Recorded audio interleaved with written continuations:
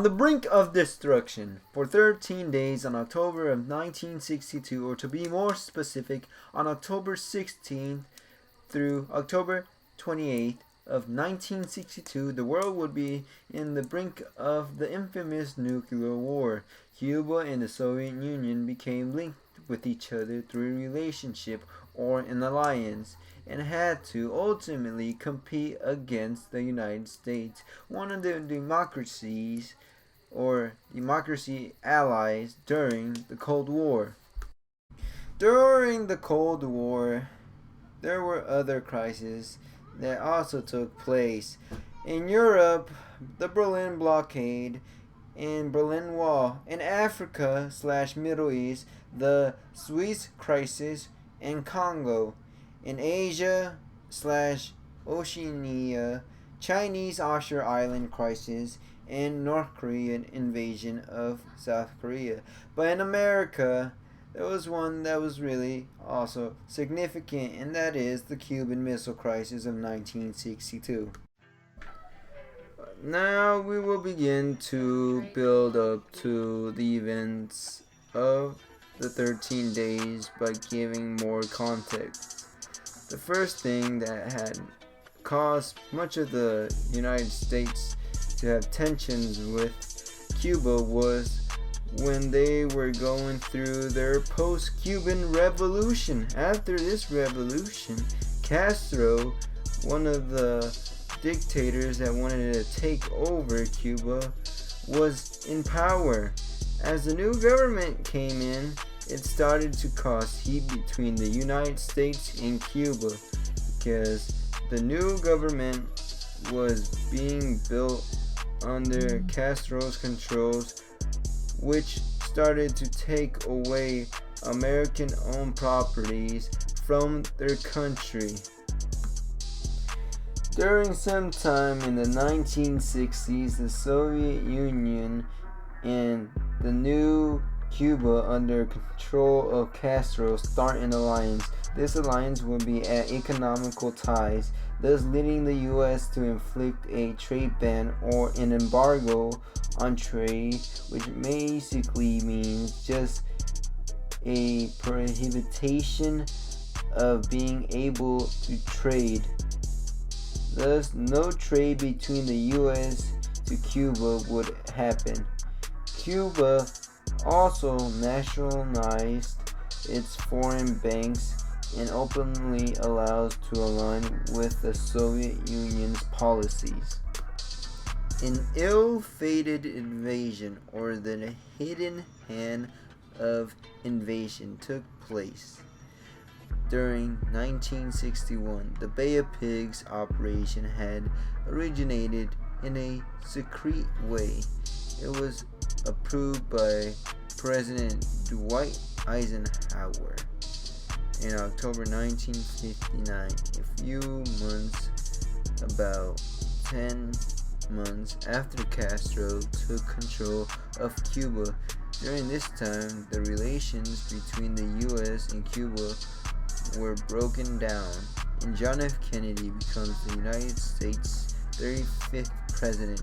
During this time, the Cuban army revokes an invasion of their country by U.S.-backed groups of Cuban exiles.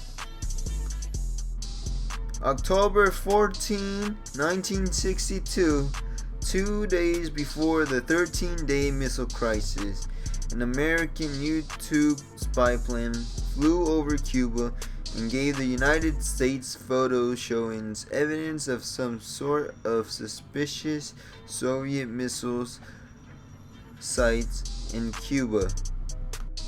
October 16, 1962 starts the 13-day missile crisis, which was the most dangerous dates of the missile crisis of Cuba.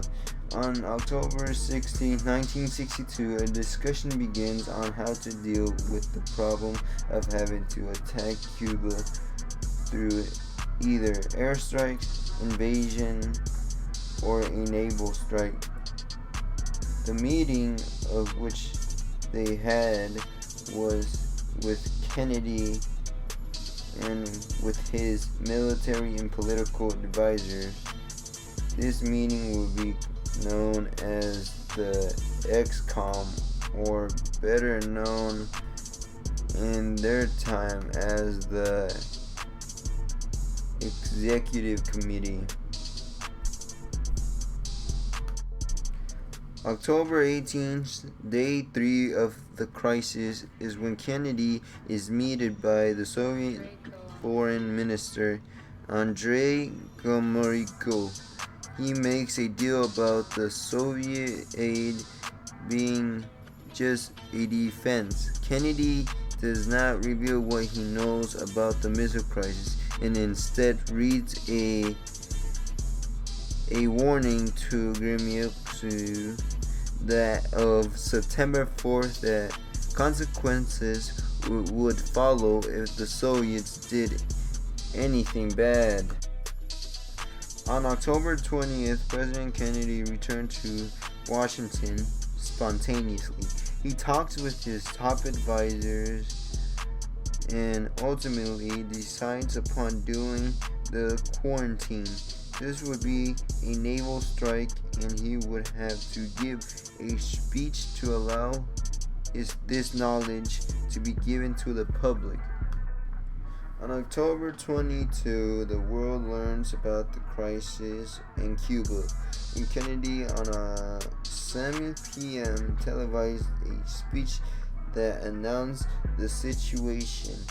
Kennedy had told the world of the naval quarantine and told Cuba to dismantle the missile sites. If not, the United States would retaliate against them and they would suffer consequences.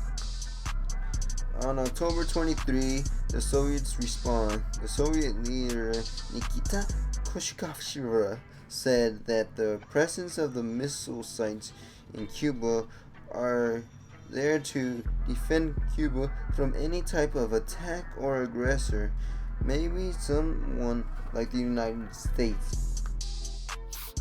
On October 25th, naval blockades are in effect. Soviet ships tried to get to Cuba as news broke out, but they turned around as soon as they saw it near the quarantine. And on a response to Kennedy sent to Khrushchev, he said that they should watch what they say since they may be declaring war. On October 26, Russia continued construction on the Cuban Missile bases. Kennedy also takes into consideration of an invasion of Cuba. The same night, Cuba offered to dismantle the site if the blockade is lifted and the United States doesn't invade Cuba, although Castro wrote that there would be war if America attacked, but Khrushchev didn't want that to happen. On October 27, 1962, a U.S. pilot was killed. Khrushchev contacts Kennedy demanding and ordering he dismantles the U.S. missile sites in Turkey. Simultaneously, a U-2 plane on the same day was shot down over Cuba and an American pilot was killed. War looked like it would be equated during this day. On October 28th, the crisis has ended. Khrushchev agrees to remove the missile sites away from Cuba. U.S. also says they won't invade Cuba and to remove missiles from Turkey. These events that happened this day will affirm that there wouldn't go to war, thus ultimately ending the 13-day missile